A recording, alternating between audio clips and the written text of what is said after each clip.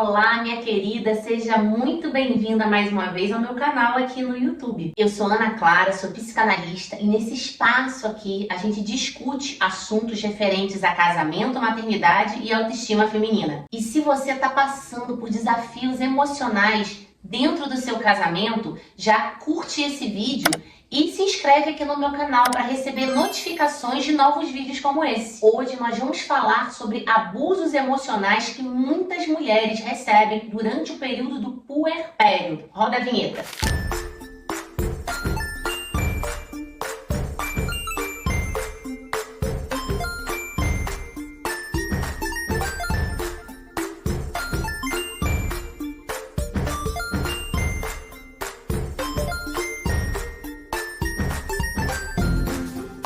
Outro dia lá no Instagram, nos meus stories, eu fiz a seguinte pergunta para as mulheres. O que o seu marido já fez com você, já te disse, que mesmo passado muito tempo você não consegue esquecer? Algo que tenha te marcado, te magoado, ficado registrado com muita ênfase dentro do teu coração. O que me surpreendeu é que muitas relataram questões vividas durante o seu puerpério, relacionados a abusos, a abandonos durante esse período. E eu trouxe alguns desses depoimentos para nós lermos juntas aqui e eu também fazer aí alguns comentários muito importantes sobre esse problema. Olha esse depoimento aqui. Durante o puerpério, eu estava com dificuldades em amamentar e meu marido insistia para eu dar fórmula à noite para o meu filho, para ele chorar menos e ele conseguir dormir para trabalhar no dia seguinte. Sempre questionava se meu leite estava sustentando o meu bebê, que ele estava muito magro, mesmo a pediatra mostrando que estava ganhando peso. Reclamava que minha mãe ia na minha casa todos os dias para me ajudar. Reclamava da bagunça da casa. Eu me sentia pressionada, entrei em depressão pós-parto e meu leite secou. Eu estava tão vulnerável, não conseguia enfrentá-lo. Ele melhorou muito conforme nosso filho foi crescendo e reconhece alguns erros. Mas ainda sinto muita mágoa ao lembrar que não amamentei como gostaria meu bebê. E em parte a culpa é dele. Há muitos homens que acabam apresentando um comportamento muito regressivo quando o filho nasce. Eles ficam birrentos, ficam reclamões, nada tá bom, é aquela confusão. Na maioria das vezes isso acontece porque os homens eles não conseguem, nesse caso, sustentar a triangulação da relação. Afinal de contas, quando nasce um filho, há um terceiro que entra nessa relação. É como se ele não sustentasse mais o fato de não ser o centro das atenções, de não ter a exclusividade da atenção daquela mulher. Afinal de contas, a mulher, naturalmente, ela vai estar voltando ali a sua atenção, a sua dedicação para aquele bebê que nasceu, que é 100% dependente dela. Se você tem esse problema e quer se aprofundar nesse assunto, aqui no meu canal no YouTube eu tenho um vídeo sobre isso. Marido mudou depois que o nosso filho nasceu. Aliás, é um dos vídeos mais assistidos aqui do meu canal. Então confere lá se você tem esse problema, onde eu me aprofundo um pouco mais sobre essa questão. Vamos aqui para um outro depoimento. No dia que cheguei do hospital com nossa filha, ele estava em um aniversário e não ligou de ir para casa nos receber a filha dele. Fui dormir e nem sei que horas ele chegou em casa. É algo que eu tenho muita mágoa. Agora vocês vejam bem, esse cara ele não estava no hospital com a mulher, ele não ajudou a mulher a sair do hospital, não acompanhou essa mulher e ainda foi para um aniversário sem ter hora para voltar. E eu me lembro que eu perguntei para ela, mas vocês eram casados? Porque às vezes acontece, né? Da mulher acabar tendo um filho sem que haja ali um relacionamento entre os dois. Mas ela falou, não, nós éramos casados, nós morávamos juntos. Parece raro, mas não é tanto não, porque eu já recebi depoimentos parecidos com esse. Sobretudo com esse seguinte enredo.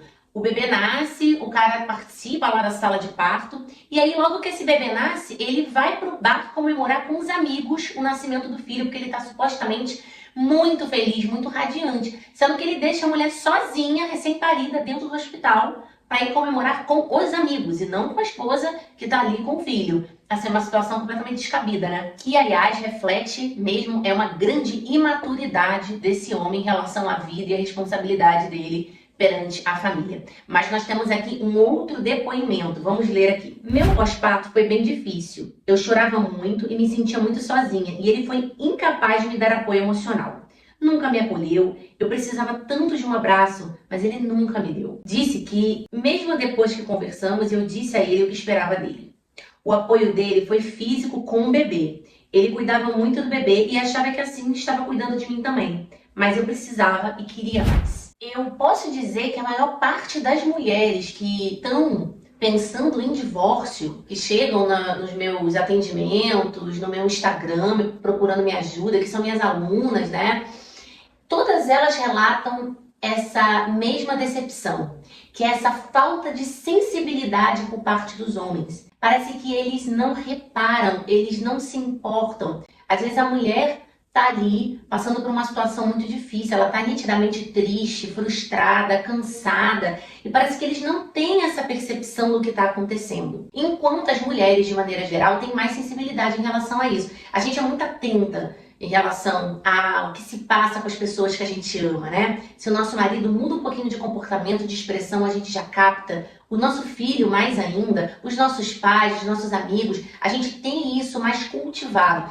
Isso não é questão biológica não, tá, gente? Isso é uma questão mesmo social. Nós somos convidadas a nos importarmos mais com as pessoas, a termos mais sensibilidade, enquanto os homens não. Eles não treinam esse lado. É por isso que boa parte dos homens são um pouco insensíveis e distraídos em relação a essas questões. E aí tem um ponto em comum. Normalmente quando a mulher está no limite, ela despeja tudo que ela está pensando, que ela está sentindo, e aí o homem vira para ela e fala: mas por que você não disse? E a mulher fala: mas eu precisava dizer, caramba, tá estampada na minha cara, nas minhas atitudes, que eu tô cansada, que eu tô passando por um problema, como é que você não enxerga isso? Não é possível. Aqui nesse caso, por exemplo, ele estava fazendo ali o básico, que era cuidar do filho, e como essa mulher demorou muito para dizer o que ela exatamente queria dele, ele falou assim: tá tudo bem, tá tudo ótimo o que eu tô fazendo aqui. Essa é a maneira de funcionamento da maior parte dos homens, tá, gente? Infelizmente. É por isso que eu falo para muitas, se você acha que seu casamento não é de todo ruim, que o seu marido não é um grande abusador, uma pessoa terrível, um narcisista, uma pessoa que te maltrata, que te xinga. Claro que existem essas coisas que são extremas, né? Mas você vê que seu marido, ele é um cara bacana, um cara honesto, um cara que, de uma maneira geral, te trata bem, mas é um cara distraído, é um cara que não tem essas percepções, e você acha que vale a pena tentar manter essa relação e tentar ali consertar as coisas. Eu falo que a primeira coisa que você precisa saber fazer é comunicar com muita clareza aquilo que você quer. Você vai ter que aprender a ser muito clara e falar com objetividade o que você espera dele, o que você quer que ele faça. Ai, Ana Clara, eu acho que não tem que ser babá de homem, não tem que falar o que ele tem que fazer, ele tem que perceber, e adulto, blá blá blá blá. Eu concordo com você, tá? Eu também acho que as pessoas deviam ter autonomia, mas nem sempre elas têm. E aí que eu falo para as mulheres de maneira geral. Você vai ter que ver se isso é negociável ou inegociável. Não, Ana, isso é inegociável. Eu não quero ser babá de homem. Ok, você tá certa. Então, segue teu rumo, né? E talvez encontre uma pessoa que vá atender essa tua demanda, essa tua necessidade. Agora, para outra pode ser que isso seja negociável, que ela consiga se adaptar um pouquinho melhor a isso, de ser uma pessoa mais objetiva, mais clara diante dos desejos, daquilo que ela quer, e o relacionamento transcorra aí de uma maneira mais funcional. E aqui, ó, um outro depoimento.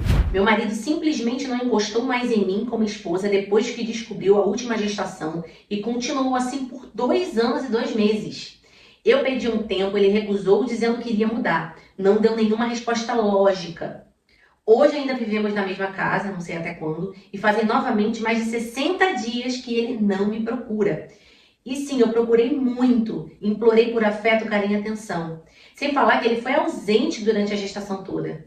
Tinha que implorar para ele participar, não quis fazer fotos de ensaio e as fotos que fez em casa ele sequer queria fazer. Tem uma característica masculina que me choca muito, que é a capacidade que boa parte dos homens tem de continuarem vivendo em relacionamentos ruins. As mulheres normalmente, elas se incomodam, elas se implicam, elas vão buscar terapia, elas vão ler, elas vão tentar entender, melhorar, transformar, buscar recursos para que isso mude, mas eles não, eles ficam numa zona de conforto, mesmo quando o casamento está ruim. Quando eles nitidamente não estão felizes naquela relação. Eles têm muita dificuldade de falarem, de se expressarem, de falarem o que eles sentem, o que eles esperam do outro. Isso é uma característica dos homens de maneira geral, que também é uma característica da socialização masculina, né? Essa dificuldade de falar sobre suas vulnerabilidades, sobre os seus sentimentos. E as mulheres, por sua vez, acabam também tendo dificuldade de tocar no assunto porque elas ficam com medo que a corda arrebente de vez, que esse homem surte e se separe delas. E no final das contas, são dois que vão empurrando ali o assunto com a barriga e se passam meses, anos, com os dois infelizes naquela relação, mas sem ninguém resolver ou dar um ponto final nisso, né? Mas quanta angústia, quanta frustração fica se perpetuando, né, ao longo dos anos. Agora esse aqui, muito comum, mas também muito complicado. 4 meses no pós-parto, nem um mês de luto pelo falecimento da minha mãe, 2 dengue seguidas e quase a perda do nosso filho para dengue. E o bonito querendo transar e me pressionando para isso. E eu fiquei como? Eu vou falar uma coisa aqui para vocês que talvez vocês não tenham ouvido em outro lugar, mas a gente precisa falar sobre isso. A mulher, quando ela tá ali nesse pós-parto imediato, nesses primeiros meses de vida do bebê, ela tá muito vulnerável emocionalmente e mentalmente.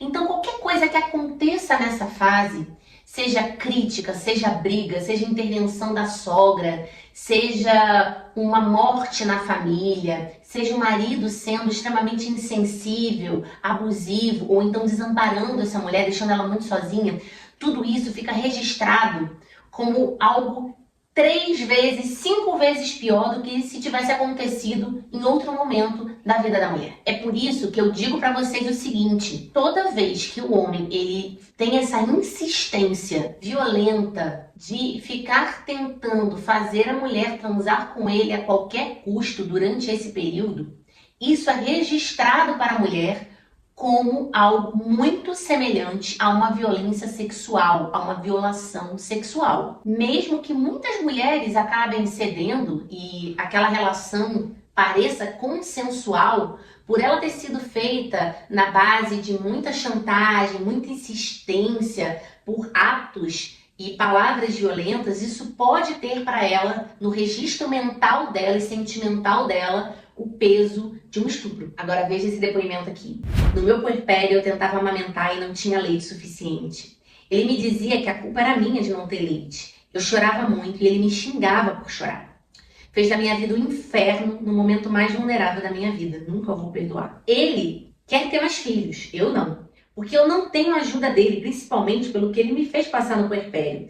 Eu só chorava por uns 3 meses. Esses dias, quando bati o pé e falei que não quero mais filhos, ele me disse: então melhor nos separarmos porque eu quero uma família grande. Me magoou muito também, porque pareceu que nossa filha e família é descartável para ele. Bem, um homem bastante agressivo e abusivo, né? Hoje tá muito na moda falar que o homem que é assim, ele é narcisista. Sendo que o que se fala por aí que é narcisismo está relacionado ao transtorno de personalidade narcisista. Isso é um percentual muito pequeno de pessoas no mundo que tem esse transtorno mesmo, mas isso não significa que na nossa sociedade não tenham pessoas que são abusadoras, cruéis, que acabam jogando, projetando seus conflitos emocionais, o seu lixo emocional nas outras pessoas. Mas para mim fica muito claro que esse homem aqui, ele quer ter filhos por narcisismo. Tá? Ele pode talvez não ser um narcisista, não ter o transtorno de personalidade narcisista, mas a escolha dele de ter filhos é uma escolha narcísica, porque parece que ele quer perpetuar a figura dele. Ele quer se colocar perante a sociedade como um macho alfa, um reprodutor, aquele que tem muitos filhos. Tem muito homem que tem isso, tá, gente? Eles não querem filhos porque eles querem construir uma família, algo genuíno, de ter um filho porque ele quer cuidar e educar de um outro ser humano. É algo que diz respeito a ele quer perpetuar a imagem dele no mundo, só isso. É algo mesmo bem egoísta. Gente, como eu falei anteriormente, todas essas situações que acontecem no puerpério, elas são muito mais impactantes para a mulher, e a mulher se magoa de uma maneira muito profunda, difícil de esquecer, isso fica registrado de maneira muito forte, justamente por se tratar de uma época em que a mulher está muito vulnerável emocionalmente e psiquicamente. Só que essa desconsideração dos homens, é importante a gente frisar isso aqui, ela não está relacionada só a esse período puerperal. Eu estava lendo recentemente uma reportagem que falava justamente sobre o abandono que as mulheres sofrem em momentos críticos da vida delas. Como, por exemplo, quando elas estão doentes ou então quando elas vão envelhecendo. E aqui no caso que a gente trouxe, durante esse período puerperal. Toda vez que o homem ele se ver convocado a assumir uma posição de cuidador, que essa mulher ela acaba se vulnerabilizando, ele é convidado a assumir essa posição, já que ele precisa cuidar dessa mulher que está ali vulnerável psiquicamente ou fisicamente, esse homem ele não sustenta esse lugar. A maioria dos homens cai fora. A quantidade de mulheres que são abandonadas quando tem câncer, por exemplo, é assustadora.